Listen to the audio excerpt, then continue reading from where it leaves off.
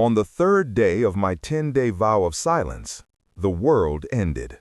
It didn't end with a bang or a flash of light. It ended with a single, terrified scream from the valley below our monastery. A scream that was followed by the moans of the entire world dying at once. Day 1. The vow of silence began at dawn. 10 days of quiet contemplation, a cleansing of the soul. That was the promise of the St. Jude's Mountain Monastery. I came here to escape the noise. Not the noise of the city, but the noise in my own head. The echoes of things I'd done. A life I was trying to bury. I was a carpenter once. I built things. Then, for a time, I was paid to break things. People. That's the part that leaves the loudest echo. For 2 days, the silence worked. It was a physical presence, a heavy, comforting blanket that smothered the past. We ate in silence, the scrape of a fork on a ceramic plate a deafening intrusion. We worked the gardens in silence, the rhythmic snip of shears and the grunts of exertion our only language. We prayed in silence, 40 souls in a cavernous chapel, the air thick with unspoken intentions. The only sanctioned sounds were the wind whistling through the ancient pines, the rustle of our coarse brown robes, and the hourly toll of the ancient bronze bell, a sound so deep it vibrated in your bones. It was a simple, monastic life, a world reduced to prayer, work, and the profound quiet of the mountains.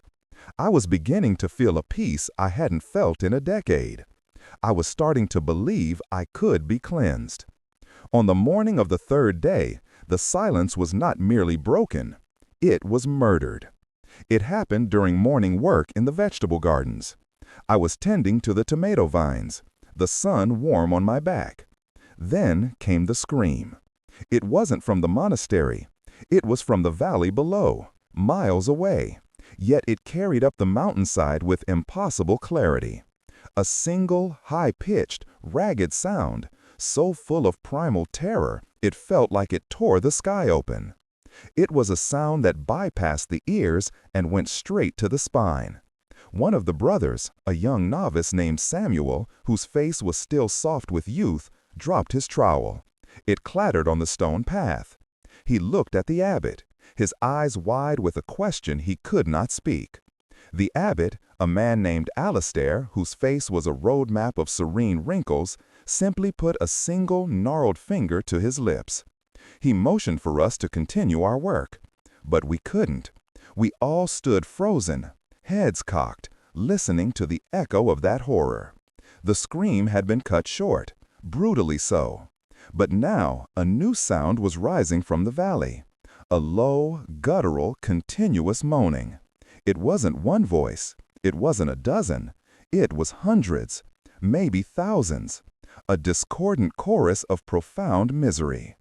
It was the sound of a world ending, and we were listening to it from behind a stone wall, under a vow of silence. Later that day, the moaning grew louder, a constant, horrifying chorus that the wind carried up the mountainside like a plague. We could see movement on the single winding road leading to the monastery. Figures, lurching, stumbling, moving with a disjointed gait that was deeply wrong. They were too far to see clearly, but they did not move like men. Panic began to set in, a silent, frantic energy passing between us with wide eyes and tense shoulders. We were trapped. The abbot gathered all 40 of us in the main chapel. The vow of silence was clearly over. We expected words of comfort, of prayer, a scripture to soothe our terror. Instead, the abbot walked to the altar, pushed aside a heavy, centuries-old tapestry depicting St. Jude, and revealed a seamless steel panel with a biometric hand scanner and a keypad. He placed his hand on the scanner, which glowed green, and then typed in a code. With a deep hiss of hydraulics, a section of the stone floor slid away, revealing a staircase descending into fluorescent-lit darkness. A hidden speaker crackled to life. The abbot's voice, now stripped of its gentle grandfatherly cadence, was sharp, authoritative, and cold. "Brothers," he said, his voice echoing in the stunned silence, "forgive the deception. This place is not a monastery. Not truly. It is ARC Project Site Gamma. Your 10-day retreat was the final stage of a multi-year vetting process. The world you knew is gone. The great purification has begun. He pointed to the stairs. Your real training starts now. We were not monks. We were survivors. And this was not a house of God. It was a bunker. The moaning from outside was the sound of our test. As we descended, the heavy, sterile scent of gun oil, ozone, and preserved rations filled our lungs, replacing the smell of old stone and incense. The tolling of the prayer bell above us began to change its rhythm, faster, harder, more urgent. It wasn't a call to prayer. It was a general quarters alarm. This was the start of my real post-apocalyptic diary, the one that mattered. The world outside was a zombie apocalypse survival story, and we were on the first page. The chamber at the bottom of the stairs was a stark contrast to the monastery above. It was a military command center, all brushed steel, humming servers, and glowing monitors displaying tactical maps. The abbot, who now insisted we call him Director Valerius, stood before a large screen. "Sit," he commanded. We sat on cold metal benches, a confused flock of men in brown robes. "For 70 years," Valerius began, his voice echoing in the sterile room, "a multinational coalition known as the ARC Project has been preparing for this day. We studied every existential threat to humanity: nuclear war, asteroid impact, pandemic. We concluded that the greatest threat was humanity itself. Our endless consumption, our tribalism, our self-destructive nature. The planet was dying, and we were the disease." He gestured to a screen showing a complex molecular diagram. The scour pathogen was not an accident. It was a fail-safe, a global reset button. It was designed to be hyper-virulent, transmitted by fluidic contact, with a near 100% infection rate. It rewrites the brainstem, stripping away all higher cognitive function, leaving only two primal directives: move and feed. It is the great purification, a fire to burn away the rot of the old world. A murmur of horror went through us. This wasn't a natural disaster. It was a man-made one. "You were not chosen at random," Valerius continued, his eyes scanning our faces. "Each of you was selected from a pool of thousands, monitored for years. We sought specific skills and psychological profiles. Dr. Eris," he said, pointing to a quiet, older brother who had been our physician, "you are a brilliant trauma surgeon. Brother Michael," he nodded to our head gardener, "you are one of the world's foremost agronomists. Brother Thomas," his eyes locked with mine, and I felt a chill despite the warm room, "your file is extensive. You know how to dismantle a man with your bare hands, and you know how to use every weapon in this facility's armory. You came here seeking to forget your skills. We chose you because we need you to remember them." He pointed back to the stairs. "This facility, Site Gamma, is one of 12 ARCs hidden across the globe. Our purpose is twofold. First, to survive. Second, to preserve the knowledge and skills necessary to rebuild civilization. Not the one that was, but a better one. A more rational, more disciplined world. The infected outside are the remnants of that failed world. They are not people. They are a force of nature, a tide to be weathered. Your vow of silence was your final psychological screening.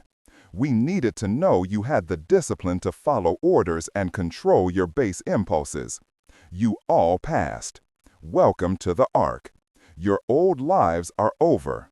Your service to the future begins now." The next 48 hours were a brutal, compressed re-education.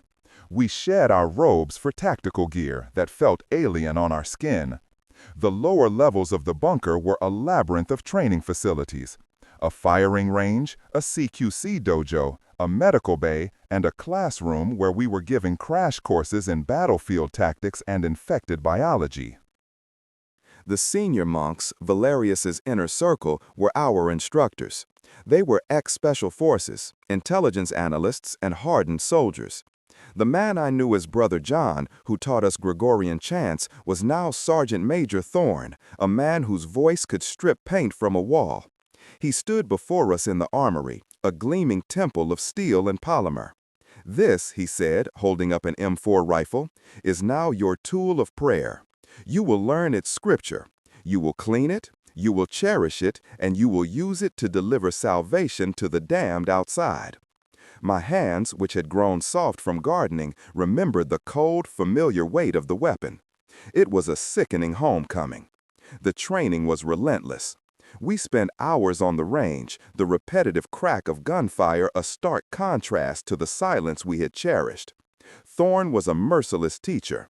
"Headshots only," he would roar. "Anything else is a waste of precious ammunition. These are not men, they are targets. Do not hesitate. Hesitation is death."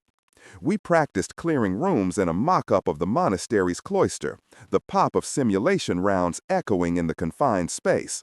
We learned to move as a unit, to cover angles, to communicate with clipped, precise hand signals.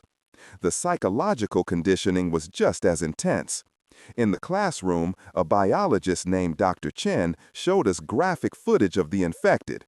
"Note the lack of pain response," she said with clinical detachment, as a video showed an infected individual continuing to crawl forward after its legs had been severed. The scour pathogen floods the system with a powerful cocktail of adrenaline and endorphins. They will not stop until the brain is destroyed. They are drawn to sound and movement. They are fast, much faster than the cinematic depictions you may be familiar with. Their primary advantage is overwhelming numbers and a complete lack of self-preservation. Young Samuel threw up in a corner during one of these sessions. Thorne dragged him to his feet. "Look at it," he yelled, forcing Samuel's head towards the screen. "This is the enemy. See it for what it is, or it will tear you apart. Your compassion is a liability we cannot afford." We were being systematically broken down and rebuilt. The monk, the doctor, the gardener, they were being stripped away, leaving only the survivor, the soldier. We were being forged into weapons, and the monastery above was our crucible. The first wave hit us on the afternoon of day 4.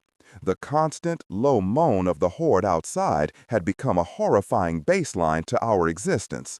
But then it changed. The pitch rose, becoming a frenzied, hungry roar. A spotter in the bell tower, now a fortified command post, called it in. "Contact, main gate." "At least 500, moving fast." Valerius's voice, calm and controlled, came over our new earpieces. "Positions, phase 1 defense, hold the line." I was on the western wall, looking down through a reinforced firing slit. The sight stole my breath. They weren't shambling, they were running, a tide of twitching, unnaturally fast bodies pouring up the road.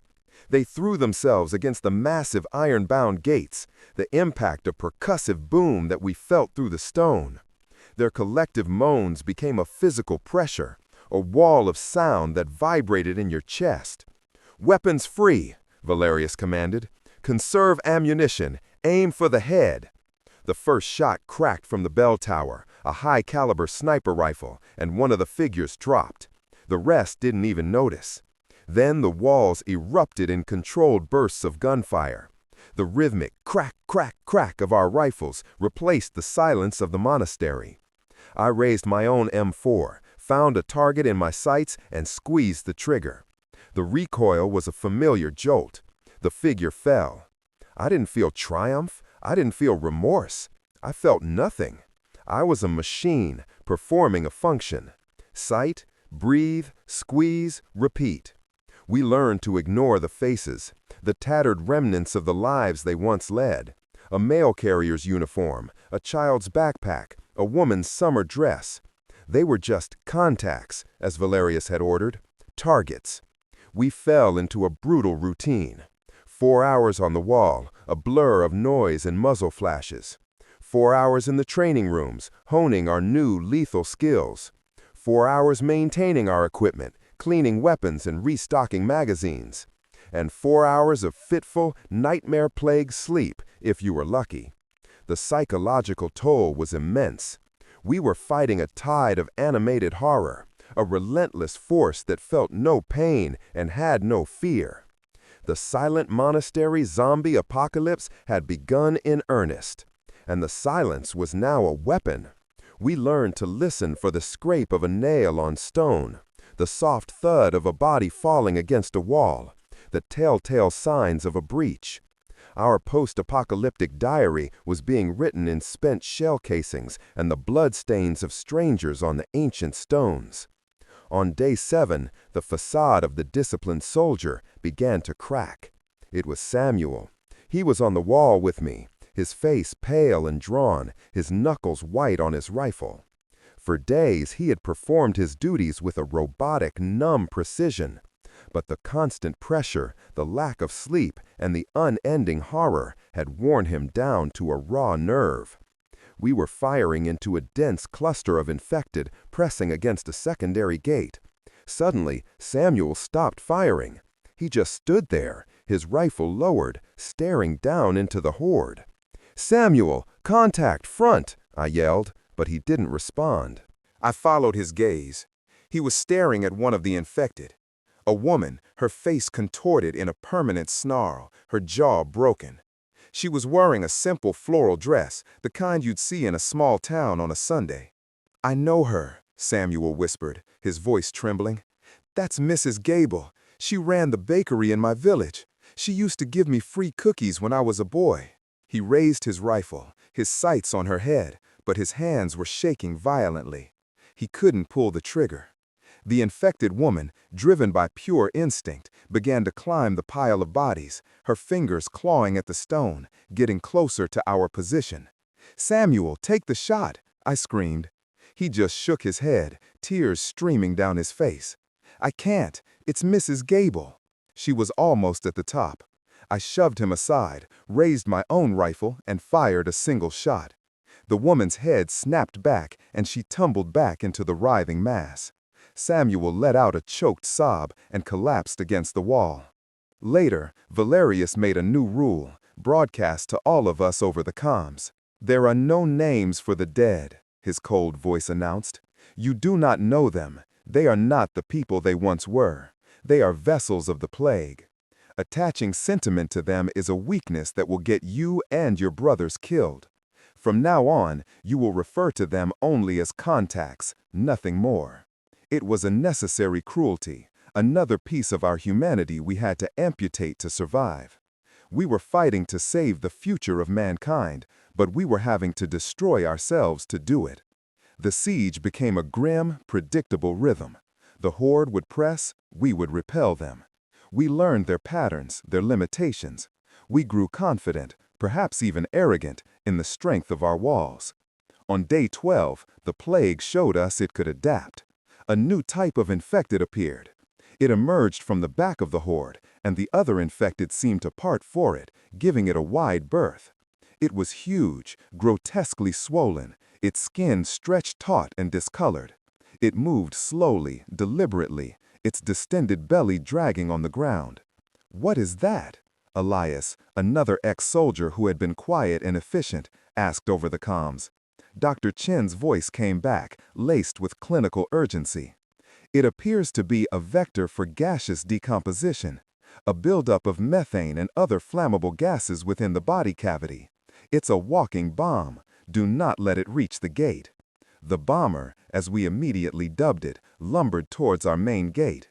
It ignored our small arms fire, the bullets sinking into its putrid flesh with little effect. "All units, concentrate fire on the target's abdomen," Valerius ordered. "Rupture the cavity." A dozen rifles focused their fire on the creature's swollen gut. It was like shooting a water balloon.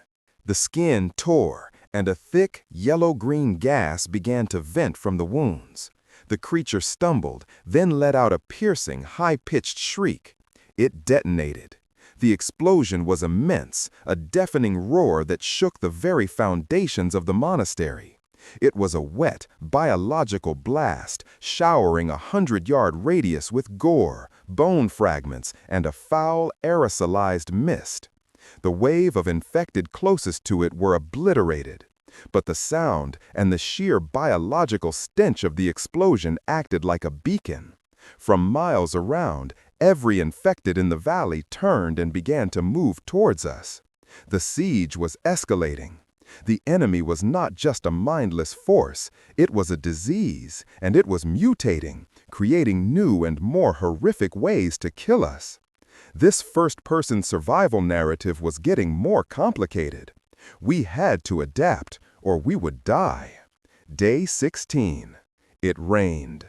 A cold, miserable, relentless drizzle that plastered our hair to our faces and made the stone walls slick and treacherous. The rain seemed to agitate them. The horde, now larger than ever, pressed against the gates and walls with a renewed, frenzied intensity. The pressure was constant, a physical weight of thousands of bodies, a ceaseless scrabbling and moaning that was amplified by the damp air. We had been rationing ammunition for days, our controlled bursts replaced by carefully aimed single shots. Valerius was a phantom in the command post, his voice a strained, exhausted rasp over the radio. Hope was a currency we could no longer afford. The breach happened at the old Roman aqueduct, a section of the northern wall we thought was impassable, a sheer 100-foot drop to the rocks below. But they hadn't broken it. They hadn't climbed it. They had simply made a pile of their own bodies. For days, unnoticed in the chaos of the main siege, they had been throwing themselves into the ravine, creating a writhing, moving mountain of limbs and teeth. They crawled over one another, crushing those below them, until the topmost ones could claw their way onto the parapet. The alarm blared, not the rhythmic bell, but a shrill, continuous electronic siren. It was the sound of catastrophic failure. All positions, breach at the aqueduct, fall back to the chapel, seal the inner courtyard. Valerius's voice was grim, devoid of any hope. There was no talk of retaking the wall. This was a full retreat. The fighting in the courtyard was a nightmare of close-quarters combat. The clean, precise, long-distance shots from the walls were gone, replaced by the desperate, deafening blasts of shotguns and the frantic, panicked chatter of automatic fire. The infected poured through the breach, a flood of ravenous bodies. I saw Brother Michael, our gentle, soft-spoken gardener, get dragged down. He had been trying to help a fallen brother, and a wave of them was on him in an instant. His screams were swallowed by a sea of grasping hands and snapping jaws. There was no time to help him. There was no time for anything but pulling the trigger, moving backwards, and trying not to slip on the blood-slicked stones. We made it to the chapel, the last bastion, the original stone church at the heart of the monastery. We threw our weight against the massive ancient oak doors, sliding the heavy iron bars into place just as dozens of bodies slammed against the other side. The wood groaned, thick splinters exploding inwards from the force of the assault. We were 40. Now we were 19. The survivors gathered in the nave, gasping for breath, the stench of cordite and fear thick in the air. Valerius stood before the altar, his face illuminated by the flickering red emergency lights. He wasn't looking at us. He was looking at a map of the lower levels projected on the wall. "The Ark is compromised," he said, his voice devoid of any emotion. "Protocol scour is in effect. We evacuate through the catacombs. Grab a go bag. 5 minutes." There was no panic, just a grim, exhausted acceptance. The monastery was lost. Our sanctuary was a tomb, after all. As we descended through a hidden passage behind the altar into the ancient musty crypts beneath the chapel, the sound of the oak doors finally giving way echoed from above. It was followed by a chorus of triumphant, inhuman shrieks. We didn't look back. We were no longer defenders. We were refugees, plunging into the darkness beneath the earth, leaving our dead, our home, and our hope behind. The outside world, the one we had been shielded from, was waiting. And we were no longer silent monks. We were killers, haunted by the ghosts of our brothers, armed with the tools of a war we were already losing. The catacombs were a cold, suffocating darkness. The only light came from the chemical sticks we cracked, casting long, dancing shadows that played tricks on the eyes. The air was stale, thick with the smell of damp earth and centuries of decay. We moved in single file, our weapons held at the ready, the silence broken only by the drip of water and the sound of our own ragged breathing. The shrieks of the infected from the chapel above faded, replaced by a new, more intimate terror: claustrophobia. The walls were lined with the skeletal remains of monks from generations past, their empty eye sockets seeming to watch us as we passed. "Keep moving," Valerius urged from the front, his voice a low growl. "The main tunnel is 300 meters ahead." It will take us beyond the outer perimeter. The passage twisted and turned, sometimes opening into larger burial chambers, sometimes narrowing so much we had to turn sideways to squeeze through. Every corner felt like an ambush point. Every shadow looked like a threat. After what felt like an eternity, we heard a sound from behind us. A scraping, followed by a low moan that echoed through the tunnel. They had found the entrance. They were following us. "Double time!" Valerius yelled. Panic flared. We started to run, stumbling over uneven ground, our packs bouncing on our backs. The sounds from behind grew louder, closer. A chorus of guttural moans, the frantic scrabbling of nails on stone. They were in the tunnels with us. We reached a heavy iron door, rusted but solid. "Elias, get it open," Valerius commanded. Elias, our quiet rock, worked on the ancient locking mechanism while the rest of us formed a perimeter, our rifle lights cutting tunnels into the oppressive darkness. The moans were deafening now. We could see them, their shapes lurching around a distant corner, their eyes reflecting our lights like animals. "Almost there," Elias grunted, putting his shoulder into the door. With a final groaning screech of metal, the door swung open, revealing a gust of fresh, rain-scented night air. "Go, go!" We poured through the opening, and Elias and I slammed the heavy door shut just as the first infected reached it. It shuddered under their impacts. We found the locking bar and dropped it into place, sealing them in the tomb that was meant to be ours. We were out, but we were not safe. The catacombs spat us out 3 miles down the mountain into a world that was rotten to the core. The sky was a bruised, sickly purple, thick with the smoke of a dozen distant fires that painted the underside of the clouds in a hellish orange glow. The air was heavy with the smell of decay and ash. The first-person survival narrative had moved from a single, claustrophobic set piece to an endless, terrifying open world. We were 19 survivors, led by a man whose grand plan had utterly failed. Valerius was different now. The cold, calculating commander was gone, replaced by a man running on pure, uncut rage and grim determination. Our new objective was simple: reach a deep-range military communications outpost, Station Echo, 90 miles to the east. It was a whisper on a map, a desperate prayer. The journey was a slow, agonizing crawl through the corpse of civilization. We moved at night, hiding during the day in abandoned buildings, culverts, anywhere that offered cover. Every town was a charnel house, the streets littered with crashed cars and the bloated bodies of the dead. Every car on the road was a potential coffin, its occupants long since turned. The infected were everywhere, a constant, ambient threat. But we soon learned they weren't the only monsters. On the 5th day out, starving and exhausted, we saw it. A small roadside diner with light in the windows. Real light from a generator. A hand-painted sign outside read, "Survivors welcome, food and shelter." We approached with caution. A man came out, smiling, a shotgun held non-threateningly at his side. He introduced himself as Jed. He offered us a hot meal and a safe place to sleep. It seemed too good to be true. Most of our group was ready to weep with relief, but Valerius was suspicious. "We don't know these people," he said quietly.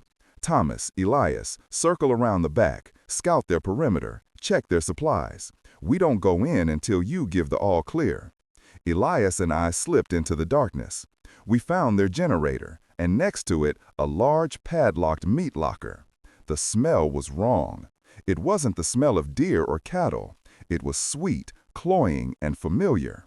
Elias, a master of improvisation, picked the lock in under a minute.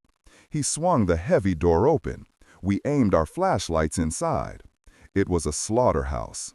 Human remains hung from meat hooks, partially butchered. On a large table lay a fresh corpse, its limbs removed with a terrifying precision. They weren't just survivors. They were predators, luring in the desperate and the weak. We backed away slowly, the bile rising in my throat. We signaled Valerius over the radio with a single code word: tainted. Inside, Valerius and the others who had been stalling heard the code. They raised their weapons just as Jed and his family decided the time for pleasantries was over. The diner erupted in gunfire. We engaged from the rear, catching them in a crossfire.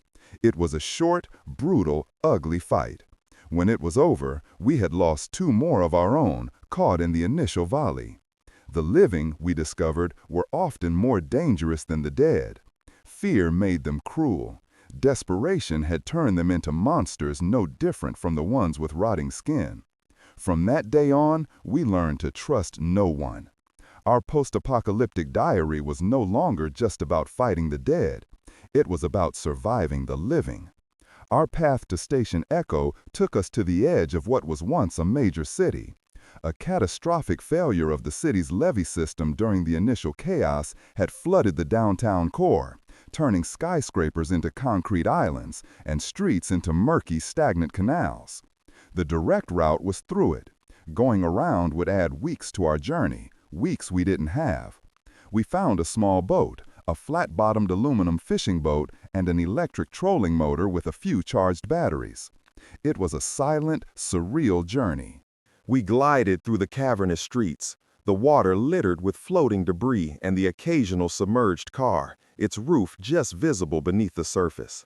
The silence was unnerving. No moans, no shuffling feet, just the gentle hum of the motor and the lapping of water against the hull. But we were not alone. They were here. We called them floaters, the infected who had been trapped in the flood. They were pale and bloated, their bodies swollen with stagnant water. They drifted just below the surface, almost invisible in the murky depths. Sometimes we would see a face, its features softened by decay, drift by just inches from our boat. The real danger was when they sensed us. The vibrations of the motor, the dip of an oar. It would draw them up from the depths. They would surge upwards, silent and fast, their hands clawing at the sides of the boat, trying to pull themselves in or capsize us. It was a new kind of terror. We couldn't use our firearms. The noise would attract every infected for miles. We had to fight them silently, with knives, with salvaged boat hooks, with our rifle butts. It was a desperate, quiet battle on the water, pushing them back, stabbing at their heads as they broke the surface, their waterlogged lungs unable to make a sound beyond a wet, gurgling hiss. For 2 days, we navigated this concrete bayou, this sunken city of the dead. It was a slow, nerve-shredding ordeal, a constant battle against the silent, grasping hands from below.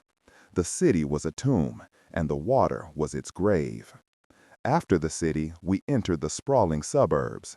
Here we found a different kind of horror. We stumbled upon a community, a cul-de-sac of pristine houses, lawns mowed, fences painted white. It was an oasis of eerie calm in a world of chaos. They called themselves the Family of the Unseeing Eye. Their leader, a charismatic man who called himself the Shepherd, welcomed us. He explained their philosophy.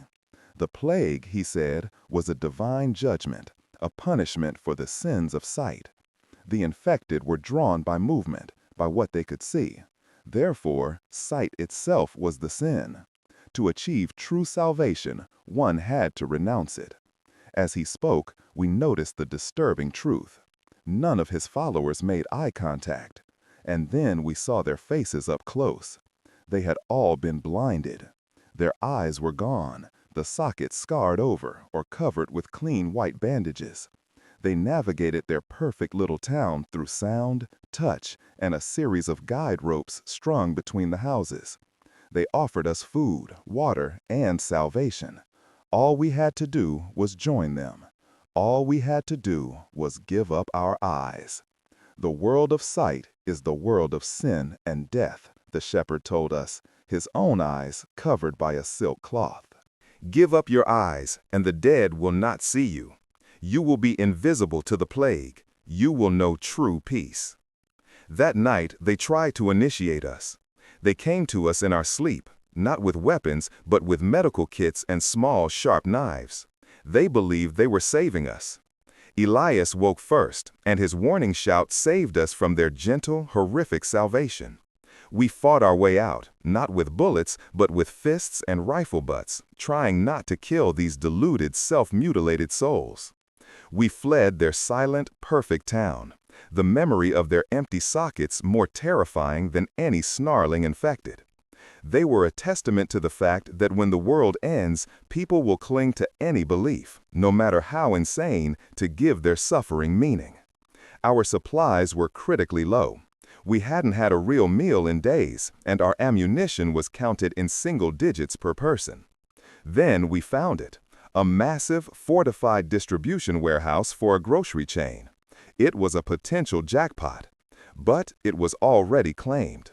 A group of survivors, heavily armed and paranoid, had turned it into their fortress. We watched them for a day from a distance. They were disciplined, organized, but there were only about 20 of them. We were down to 15. Valerius decided to parley. He, Elias, and I approached under a white flag. Their leader, a woman with a hard face and a sniper rifle trained on Valerius's chest, met us at the gate.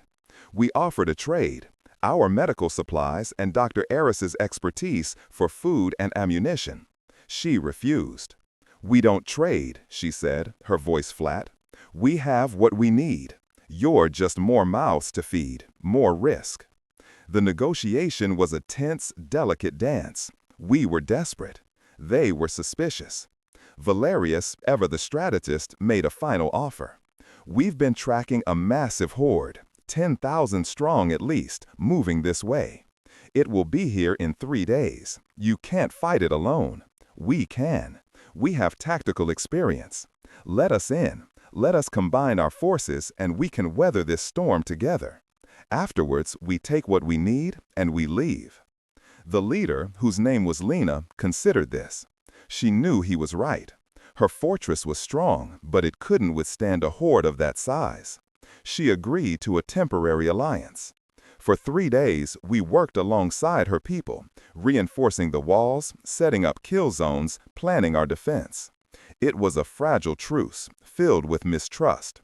We were 2 starving wolf packs forced to hunt together. The horde arrived on the 3rd day, a sea of death that stretched to the horizon. The battle for the warehouse was the most intense, sustained fight since the monastery. For 36 hours, we fought side by side with Lena's crew, the roar of gunfire and the screams of the dead a constant symphony. We held, we won, but the cost was high. We lost 3 more of our brothers. They lost almost half their people. In the aftermath, standing on a wall made of shipping containers and dead bodies, Lena looked at Valerius. "You were right," she said. "We wouldn't have survived without you." She honored the deal. We restocked our supplies, taking enough food, fuel, and ammunition to get us to Station Echo. As we prepared to leave, Lena made an offer. "Stay," she said. "We could build something here." Valerius shook his head. "Our mission isn't just to survive, it's to rebuild." We left the warehouse, our numbers smaller, but our bodies fed and our weapons full. It was a brutal lesson in the new world. Sometimes, to get what you need, you have to risk everything. And sometimes, the only common ground you can find with strangers is a battlefield. The road is a lonely place. The long hours of walking, of hiding, of watching, they give a man too much time to think.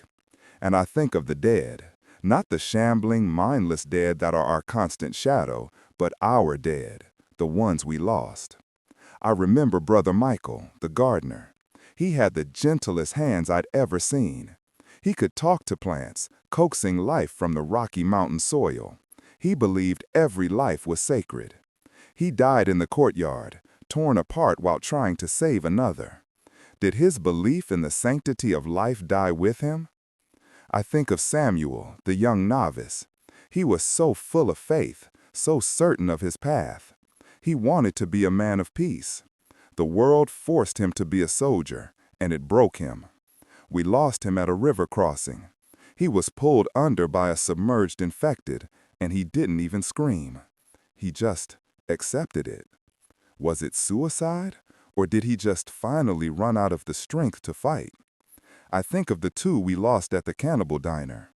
I never even learned their names properly. They were just Brother Marcus and Brother Luke to me. They were part of the new intake, men I'd only known for a few days of silence and a few days of war. They died because we were hungry, because we dared to hope for a moment of peace. Each loss is a piece of myself carved away. We are 19 who left the monastery. Now we are 12. We carry the memory of the fallen with us, a weight in our packs that is heavier than any ammunition or rations. In the quiet moments around a small fire, we sometimes talk about them. We tell stories of who they were before the silence, before the screams. We do it to remember that we were once men, not just survival machines. We do it to honor their sacrifice. But I wonder, in this new world, if remembrance is a luxury. Does it make us stronger, or does it just give the ghosts more power over us? Every face I can't save is another ghost that walks beside me on this endless road. By week 7, we were down to 12. We were gaunt, ragged, and hard. The line between monk and soldier had been erased completely. We were just survivors. We had been living in the shell of a burned-out shopping mall for 2 weeks, scavenging what we could, the hope of reaching Station Echo dwindling with our supplies. It was Elias who found the radio, a powerful shortwave set in the back of an abandoned electronics store. It was damaged, but the core components were intact. It took him 2 full days to get it working, cannibalizing parts from a dozen other devices, his brow furrowed in concentration. We gathered around as he connected the final wire to a car battery and turned the dial. The speaker hissed with static. For hours, that was all we heard, the sound of an empty world. We scanned every frequency, every band, nothing. The others started to drift away, their brief flicker of hope extinguished. Only Valerius, Elias, and I remained. Then, a voice. Faint, laced with static, but unmistakably human. This is broadcast message for any survivors, repeat, any survivors of Protocol Scour. Arc Site Omega is operational. Broadcast coordinates to follow. The cradle is secure. The message repeated on a loop, a woman's calm, steady voice cutting through the static. Valerius grabbed the microphone, his hands shaking for the first time since I'd met him. He tried to respond, but the radio was receive only. He slammed his fist on the console. Omega, they made it. He turned to us, his eyes burning with a renewed fire. Omega was the primary site, the central command, a deep earth facility in the Rockies, shielded, self-sustaining. Station Echo was just a rally point, a stepping stone. Omega is the destination. It's real. Hope, an emotion I thought had been amputated long ago, bloomed painfully in my chest. We had a destination, a purpose beyond just surviving until the next sunset. The coordinates came through, a string of numbers that meant nothing to me, but Valerius and Elias plotted them on a map with feverish excitement. It was over 1,000 miles away, 1,000 miles of this hell. But it was something. It was everything. That night, something changed in our camp. The exhausted silence was replaced by quiet, determined planning. We were no longer just running from the past. We were marching towards a future. The animated horror story that had been our life now had a potential final chapter. We would have to cross the Great Plains, navigate ruined cities, and face God knows what horrors. But for the first time since the screams began in that silent valley, we were not just surviving. We were fighting for something. The journey west, towards Omega, changed us. We were no longer refugees. We were pilgrims on a bloody exodus. But the world was changing too. The infected were different. We first noticed it in the plains of Nebraska. The hordes were no longer just chaotic, milling crowds. They moved with a terrifying, coordinated purpose. We saw a massive horde, thousands strong, flowing like a river around a ruined town, not through it, as if guided by an unseen intelligence to a specific destination. They were ignoring easy prey, focused on a larger objective. Then we saw it. From a high vantage point, we watched a horde besiege a small fortified farm. But instead of throwing themselves mindlessly against the walls, they were testing them, sending small groups to different points, as if looking for a weakness. And at the back of the horde, standing on a small hill, was a single infected. It was tall and gaunt, and unlike the others, it was not twitching or moaning. It was still, watching. It would occasionally raise its hand, and a section of the horde would surge forward. It was directing them.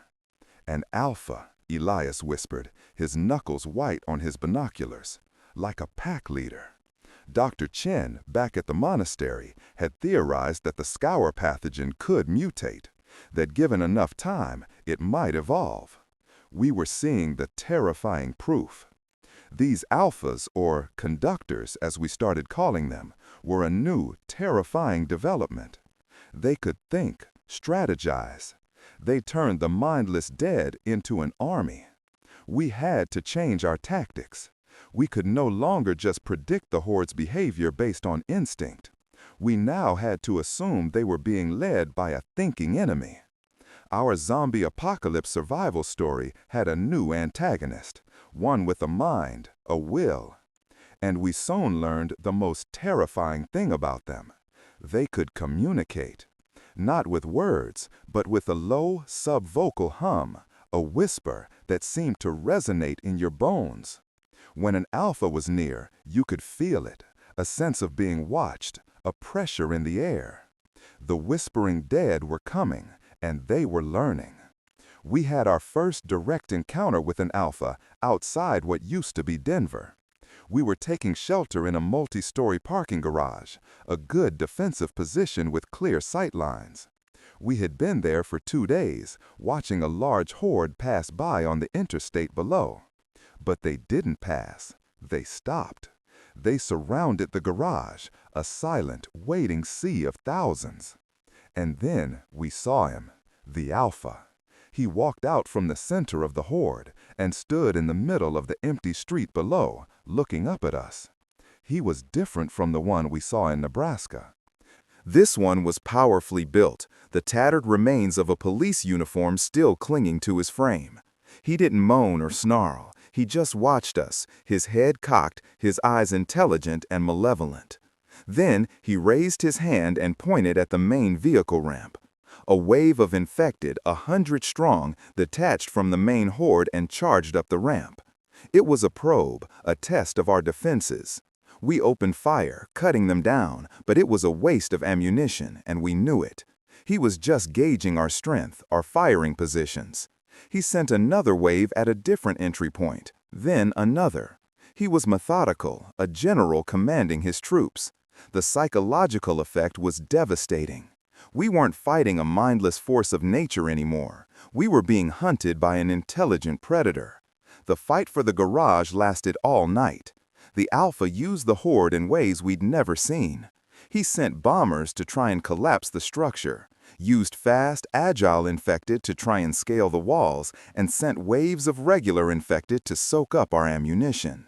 We were trapped, outmaneuvered, and being slowly ground down. Valerius made the call at dawn. We can't win this, we run.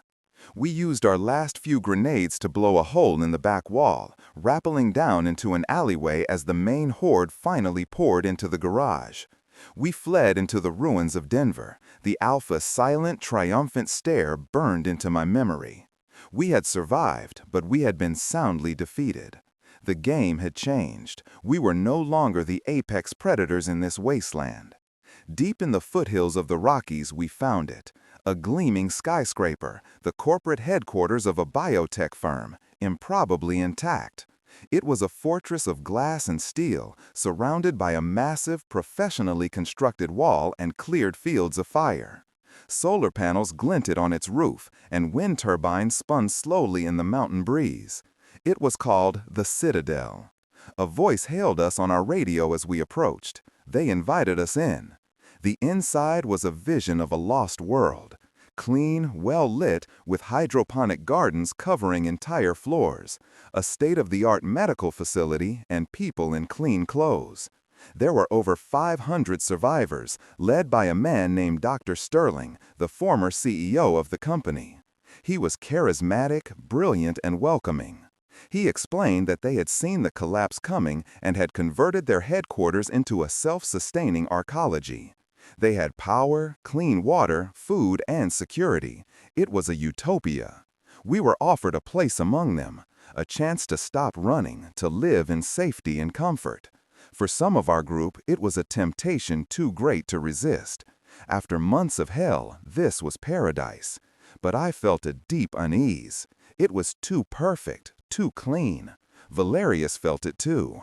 "No society is this orderly without a cost," he murmured to me one night. "We need to find out what it is." Elias and I began to explore, to observe.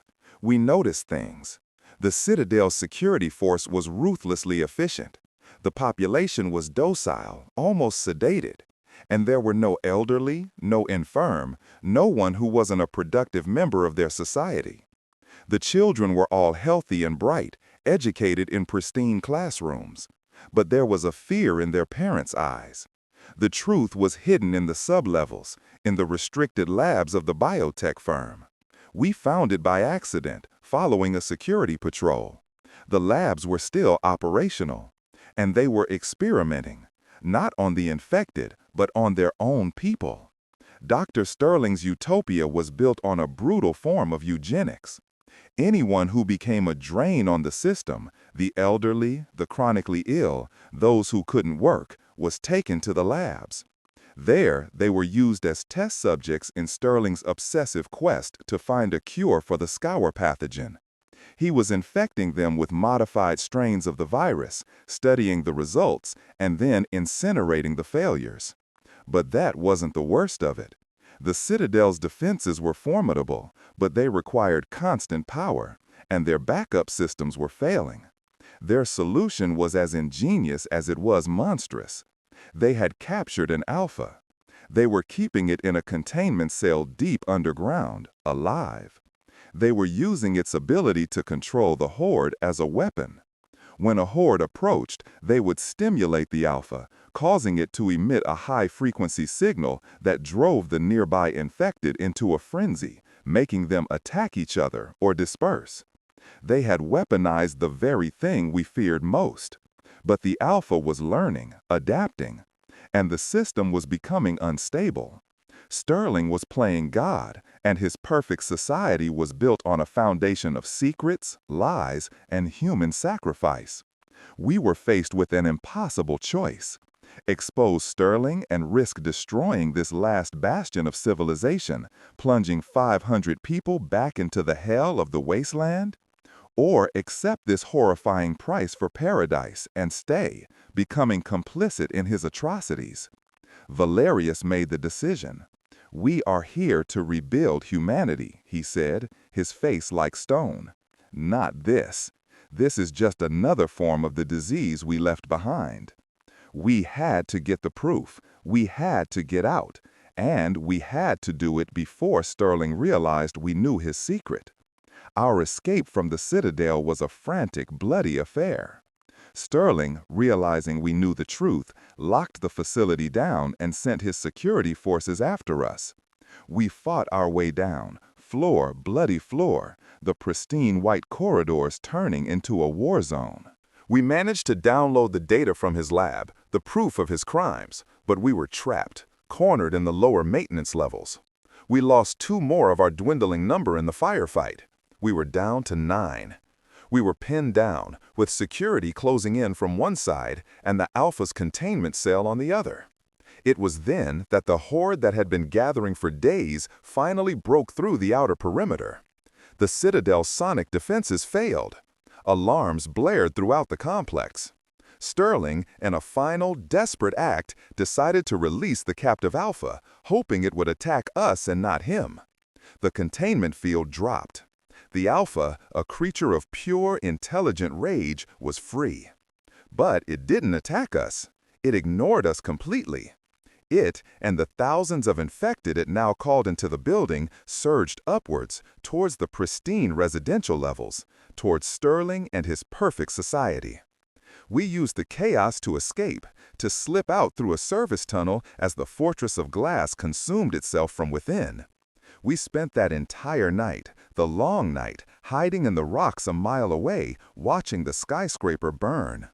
We listened to the screams, the gunfire, and the triumphant roars of the horde as they tore apart the false utopia. It was a horrifying, tragic, and perhaps just end. We had survived, but the victory felt like ashes in my mouth. We had destroyed a sanctuary, condemned hundreds of people to death, all for a principle. I still don't know if we did the right thing. It's a question that haunts my post-apocalyptic diary, a stain that will never wash out. It has been nearly 3 years since the vow of silence was broken. 3 years, 1,000 miles, and a lifetime of death. We are down to 9, the last 9 of the 40 who gathered in that chapel.